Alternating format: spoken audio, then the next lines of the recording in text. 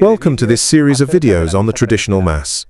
Through talks approved by priests who celebrate it daily, between two faithful who live the Mass through this rite, and with the support of images from a solemn Mass, we want to share with you the beauty and depth of the Mass of the ages. In this first video, we'll explore the rich tradition of the traditional Mass, breaking down its structure, its symbolism, and the profound meaning of its practices. We'll discover why the priest faces east, the use of Latin in the liturgy, and the importance of practices such as wearing the mantilla. Join us as we seek to better understand this venerable form of Catholic worship. What is the Mass? The Holy Mass is the sacrifice of the body and blood of Jesus Christ, offered on our altars under the sacramental species of bread and wine, in memory of the holy sacrifice of the cross. What does sacrifice mean in this context? A sacrifice is offering something to God in recognition of His supreme authority over us and over all things. The Holy Mass is the unbloody renewal, without the shedding of blood, of Christ's sacrifice on Calvary. It is Jesus Christ Himself who, through the priest, acting in persona Christi, in the person of Christ, offers Himself to God. Why does the priest face the same direction as the faithful? In the Latin Mass, also called the Tridentine Mass, Gregorian Mass, Traditional Mass, or simply the Mass of the Ages, all participants, both the priest, who serves as the head of the people, and the faithful, face the same direction, toward the front. This position is called ad orientem, meaning toward the east. Why is this done? This practice has deep roots in the rich Catholic tradition and carries several reasons and meanings. First, it's about facing God. While the priest looks toward the east, he symbolically directs his attention toward God, since the sun rises in the east. This gesture reflects the idea that the Mass is an act of worship to God. I see. What other reasons are there? Second, it reflects unity with the congregation. Even though the priest faces the altar, and not always the people, this practice is not meant to separate him from the faithful. Rather, it's about uniting everyone in common worship of God. That makes sense. Any other reasons? Yes. Facing ad orientem emphasizes the centrality of the Eucharist in the Mass. Attention is directed to the altar and to the sacred act of the consecration, placing the focus on the Eucharist. And what else? It also represents historical continuity. This practice has a long history in the Church and has been preserved in many communities as a way of maintaining a link with the ancient liturgy.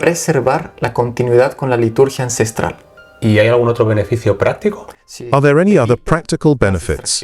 Yes. It avoids distractions. By facing east, the priest avoids potential distractions from the congregation and can focus on celebrating the Mass and the sacrifice of Christ. That's interesting. Any other dimension? Yes, certainly. Finally, it deepens the vertical dimension of the liturgy, reminding the faithful that the Mass is an encounter with the transcendent and the divine. In short, in the Latin Mass, the priest is not turning his back on the faithful. He is with them, facing God, because the Mass is, first and foremost, the worship Christ offers to His Father. Dado que la misa es primaria y esencialmente el culto que Cristo ofrece a su Padre. Está claro. ¿Y cómo es entonces la estructura de la misa? So what is the structure of the Latin Mass? The structure of the Latin Mass is the same as that of the Mass in English. Both share the same fundamental order. They follow a common, universal structure that reflects the richness and depth of the Catholic liturgy, and the order of the rites does not change. Could you give me more details? Like the Mass in English, the Latin Mass has the Confiteor, or I confess, the Kyrie eleison, or Lord have mercy, followed by the Gloria, the reading, the Alleluia, the Gospel, the homily, and the Credo. And after the Credo? After the Creed comes the offering and the offertory. Then the Mass continues with the Sanctus, the consecration of the bread and wine, the Our Father, and communion. The Mass ends with the dismissal of the faithful and the final blessing. La misa finaliza con el envío de los fieles y la bendición final. Great stuff. Why is the Mass celebrated in Latin? The use of Latin is a tradition deeply rooted in the Catholic Church and has been preserved for centuries for several reasons. What are those reasons? I'm not going to leave you in the dark. First, Latin fosters universality. It's a dead language, meaning it's not tied to any particular culture or nation, and it cannot change. Its use in the Catholic liturgy allows for universal understanding regardless of the language of the faithful. This is especially important for the Church, which seeks unity among the faithful around the world. Ya que busca la unidad de los fieles en todo el mundo. Muy interesante, pero supongo que habrá una razón más, ¿no? Very interesting. But I suppose there are other reasons too. Yes, using Latin preserves historical continuity. Latin has been the Church's liturgical language from the very beginning. Its ongoing use in the liturgy represents a connection with the Church's long history. It shows respect for and appreciation of the Church's liturgical heritage, representing continuity with past generations and reverence for the practices passed down over time. Las prácticas litúrgicas que han sido transmitidas a lo largo de la historia. Y el latín tiene otro sentido especial, ¿verdad? And Latin has another special meaning, doesn't it? Yes. The use of Latin conveys a sense of sacredness. It's perceived as a sacred and solemn language, which helps create an atmosphere of reverence and worship in the Mass. The Latin liturgy is considered more fitting for expressing the majesty and mystery of divine worship. This helps the faithful enter more deeply into the spiritual richness of the Mass and focus on the transcendent nature of the liturgical acts. Ajá. ¿Y en términos de teología? And theologically speaking, Latin offers theological precision. It's a technical language that can express theological terms and dogmas of the faith more accurately, avoiding the ambiguities that may arise in modern translations. Idiomas modernos. Todo esto es muy teórico. all of that sounds very theoretical, but are there benefits for the community? Yes, absolutely. Latin promotes unity. The uniformity of Latin in the liturgy helps maintain consistency in celebrations, no matter where a Catholic community is located. It strengthens the sense of unity in the Church. With a common liturgical language, Catholics can attend Mass anywhere in the world and feel connected to the universal Church. Los católicos pueden asistir a la misa en cualquier lugar y sentirse conectados con la Iglesia universal. Y el uso del latín. And the use of Latin also gives the Mass a more elevated character, doesn't it? Exactly. Latin in the liturgy emphasizes the eternal and the divine, highlighting the transcendent and timeless nature of the Holy Mass.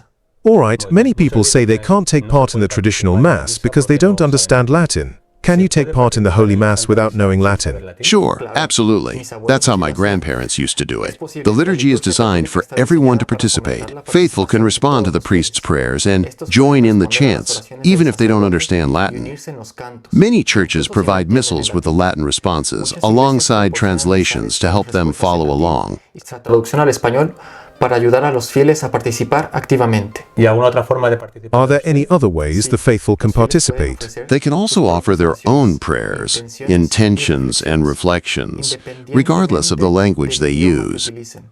Learning the structure of the Latin Mass and understanding the essential parts and their meaning helps them follow the liturgy with greater devotion. Reverence, respect, and adoration are key ways to participate actively in the Mass, no matter the language. Being present and focused on the Holy Mass and on prayer is essential. The Church encourages the faithful to be involved and to live the liturgy in a meaningful way. La oración es esencial. La Iglesia busca que los fieles se involucren y vivan la liturgia de manera significativa. Creo que me ha quedado claro por I now understand why the use of Latin in the Mass is important. otro tema. On another topic, why do some women wear a veil at the Latin Mass? That's an interesting question. Women wearing the veil at Mass is a practice deeply rooted in Catholic tradition. Throughout history, the veil has been seen as a symbol of humility and reverence before God's presence in the Holy Mass. La Santa Misa. ¿Y cuál es el And why cover one's head during Mass? Wearing a veil during Mass is a sign of respect for the body and blood of Christ. The tradition of women covering their heads in church, whether with a veil, a mantilla, or another type of covering, has been part of Catholic practice for centuries. Honoring this tradition helps foster unity and identity within the Catholic community. Identidad de la comunidad católica. ¿Y qué simboliza el velo? And what does the mantilla symbolize? The veil is a sign of submission to God and modesty.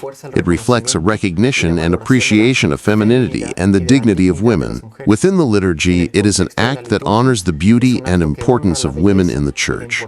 And what about women who choose not to wear the veil?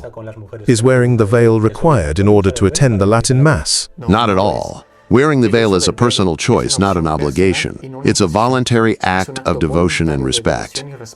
When women wear the veil at Mass, they give public witness to their faith and show their desire to live it more deeply. It is most often associated with modesty, humility, and reverence in church, and is understood as an act of devotion and respect toward God. Fenomenal. Fantastic. Thanks a lot.